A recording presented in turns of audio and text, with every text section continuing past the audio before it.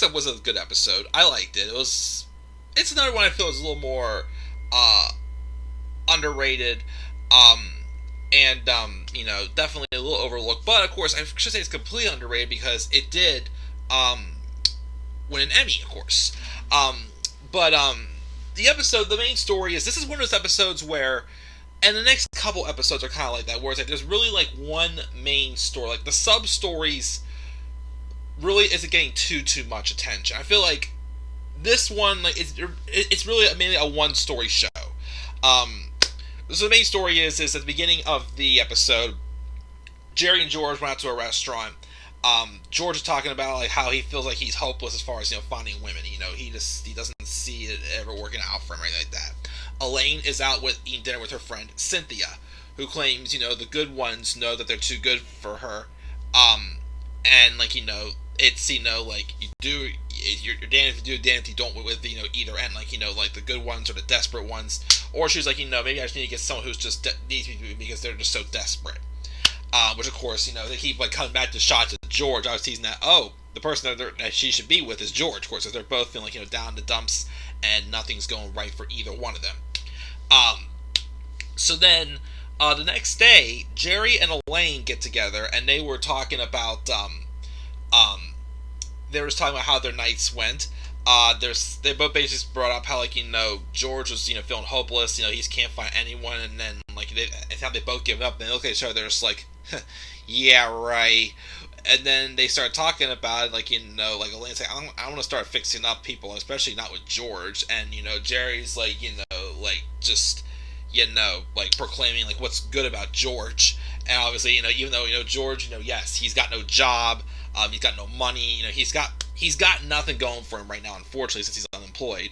And of course, Elaine mentioned how Cynthia's beautiful, this, and this, and whatnot. Of course, the eyebrows, like the joke of the episode was just the eyebrows. It's like, I don't know, was it the eyebrows? And of course, when he talks to George about it later, George goes, "Who cares about the eyebrows?" Basically, it's just like I said before, one of those things where it's like you mentioned something earlier, but I guess Rob again later was something completely different. It's like the opposite reaction of what you thought it would get. So at first, George was like out of the question, not going through it with this. And then he's like, "What does she look like?" He started asking questions like, "Is she smarter than me? Is you stick your hand in the hair? Is it easy to get it out? Or it's like, does she have a pinkish hue, like a rosy glow to her?" And all this other like crazy, matchmaking questions. Elaine was telling Cynthia stuff. Of course, everything Elaine had to say was on the negative side, basically. Just the fact that he's not working right now because he got fired because he poisoned his boss. Let me see here. Oh, what does he look like? Oh, he's got a lot of character in his face. He's short, he's stocky, he's fat. He's saying he's fat, and he's like, no, he's not fat, he's just powerful. He's just so powerful, as Jerry told her the day before, that he can lift 100 pounds right over his head. And she goes, oh, and also, he's kinda losing his hair. He's bald? No. He's not bald. He's balding. It's like, don't worry, he's not bald. He's just losing his hair. So he will be bald. Yeah. So basically, Elaine didn't give the best impression of George. Basically saying he's basically a bum. Also, before I get any further, the whole idea of this story actually came from Elaine Pope and Larry Charles, both who were writers for Seinfeld. At one point, the two of them each had a friend that they had fixed up, and things were going really well between the two of them. But then the relationship started to go sour, and the two fixer-uppers, Elaine and Larry, both started blaming each other for what was going on, basically. Of course, another thing that I feel like I've not mentioned too, especially because there is a special for season 3 called Kenny versus Kramer, where they go a little more in depth about the character of Kramer. After watching that, I feel like this is an episode where it shows how much the two characters that seem to grow a lot over the series is definitely George and Kramer. George, of course, because he's gone back and forth with jobs, and he's had romance, and even in here, as he mentions, his like physical relationship starts coming out more because he has sex with Cynthia later on in the episode. And then Kramer, of course, like at first they were trying to make Kramer exactly like Kenny Kramer. But then, obviously, because in the second season, there was they've had 2 episodes already where they didn't have Kramer in the episode because Kramer didn't leave his apartment. Well, now he's going to the diner, he's going out to other places. You're meeting some of his friends, like they're not keeping him so much of a mystery. They're still keeping like the aspect of Kenny Kramer, whereas Kramer is just this guy who doesn't do much on his own. He more just just walks into Jerry's life and just like in his apartment all the time. He's there more hours of the day than probably his own place and whatnot. But they're definitely having Michael Richards kind of have Kramer Cosmo Kramer still have a little bit of a different mojo to him than Kenny Kramer, but still being in some ways Kenny Kramer. But in the midst of of the next day, whenever George tells Elaine and Jerry that they had like a 20-minute phone conversation, then they were going out, they're getting together Saturday night, Kramer comes in. He starts talking about his friend Bob Sacamano, who again we never met on screen in the whole series. We never met him. He mentions how he just got a job in a condom factory. He just plops his big bags of condoms on the counter. And the first thing that is asked was, Kramer, what are you going to do with all those? He goes, well, like it makes his face like, yeah, that's right, I'm going to use them all or whatnot. And then Kramer's like, I take some. Like he tells Elaine to take half the bag. And Elaine's like, half a bag? What do I look like, a hooker? And then then George with the most, depressed look on his face picks up a blue one and goes, I'll take one. But he looked like so depressed when he said, he just goes, it's possible. So then Saturday night comes and they hadn't heard from them yet. So Jerry and Elaine were on the phone. They were saying they were going to tell each other stuff about the dates. Of course, this is the complete opposite of what happened because George calls Jerry, Cynthia calls Elaine. George said that they're both telling them we promised, not to tell. We promised to keep it between us, but they're basically going to tell them they're best friends still, even though they promised they wouldn't say anything. George just says they had sex. They did it.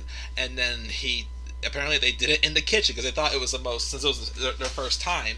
So, the only thing I got how to describe how it was Cynthia said, how good could it be? My head was on a hot plate. And of course, Jerry and Elaine, though, didn't tell each other that they know that, what they did. So, 3 days go by, apparently, and apparently Cynthia left 10 minutes after they finished, but Cynthia hadn't called George yet. So then, George thought, she was used, and Jerry wasn't happy about it. Elaine went over to Cynthia's and said she missed her period, and then Elaine realized, wait. Well, first, before we get to the scene with Elaine and Cynthia, Kramer came in, and people were saying that those condoms looked kind of cheap. Well, Kramer said that don't use them in this scene whenever George was freaking out to Jerry about how Cynthia wasn't going to call him again. Wasn't calling him at the time. Kramer tells George, comes in and tells him that those condoms. Well, first, Jerry and I backtrack. I'm getting way ahead of myself. Jerry and George were arguing because Jerry wanted to call Cynthia himself, but he's saying, no, don't do this, and they're arguing. And the first of 2 times, Kramer had to come in, break up the fight and make them make up. But after they make up, he goes, oh, by the way, George, those condoms I gave you the other day, don't use them, they're defective. He's like, they're defective? And he starts about to brawl with Kramer, but then Jerry had to break that one up. And he said, don't worry, if something happened, she would have called you by now. And then it cuts to the next scene with Elaine opened up her door, and Cynthia goes, I missed my period. And then as Elaine asks, did he use a condom? She's like, yeah. Was it blue? Yeah. How'd you know? Just a hunch. So it was the one that he picked up from that bag. So then Elaine goes over and sees Jerry, and they start arguing. And because Jerry's not happy that Cynthia hasn't called George yet, and then she's like, she'll call him when she wants to call him, and then they start arguing, going back and forth. And then of course they start arguing, and then Kramer comes in and breaks it up and said, now don't you two realize that you both really love each other and whatnot? And it's like, no, it's that you're in love with each other. Like, no, not that. He thinks he knows. Like, another thing too is during this season, it's like before they made Kramer the dumb one. Now, even though of course Kramer's still technically supposed to be the dumb one, he's meant to still look like he's smarter than the rest of them, which I think is really working and very effective. For sure, because he looks like he thinks he knows what he's talking about now. Whenever he thinks that he knows why Jerry and Elaine are arguing, but it's a very valid point. Like earlier, of course, also what they went then explained to Kramer what they're arguing, what Jerry and George are arguing about when Jerry wanted to call Cynthia. So Kramer's like, it's about a woman, isn't it? Basically, he thinks he knows what it is. But right before